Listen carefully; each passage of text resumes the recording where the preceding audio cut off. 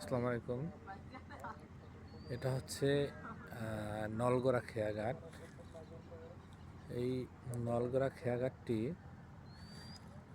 আপনার বরিশাল জেলার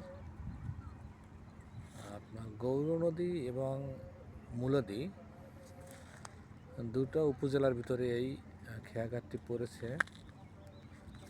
তো আমি এই মুহূর্তে দাঁড়িয়ে আছি নলগড়া খেয়াঘাটের দক্ষিণ পাশে। এই দক্ষিণ পাশটা হচ্ছে গৌরনদী উপজেলায় অবস্থিত এবং এর যে উত্তর পাশটি, আমি বর্তমানে দক্ষিণ পাশে দাঁড়িয়ে আছি। এটা হচ্ছে গৌরনদী উপজেলার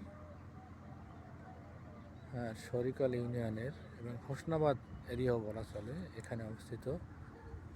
এবং এর যে উত্তর পাশ, এই যে উত্তর পাশটা হচ্ছে মূলদী উপজেলা। এই যে আমার ক্যামেরায় দেখা যাচ্ছে, এই উত্তর পাশটা হচ্ছে মূলদী উপজেলায় অবস্থিত। এখানে একটা ইটের ভাটাও দেখা যাচ্ছে, নাজিরপুর ব্রিক্স এটা।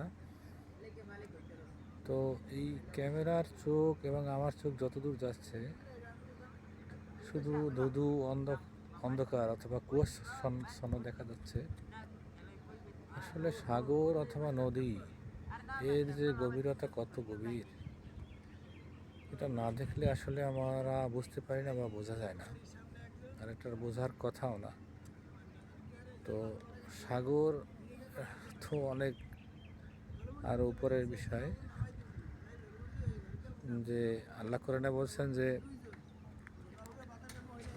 আমার সাগর সৃষ্টি দেখে নেই, আমার সাগরকে দেখে নাই।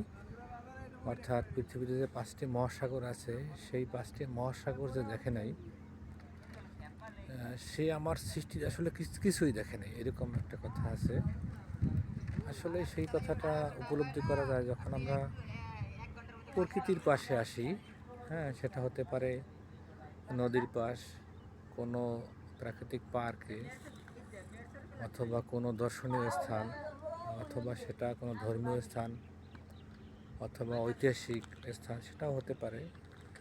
মানুষের মনকে রিফ্রেশ করার জন্য এই ধরনের ট্যুর অথবা ভিজিটে আসা সবারই উচিত বলে মনে করি।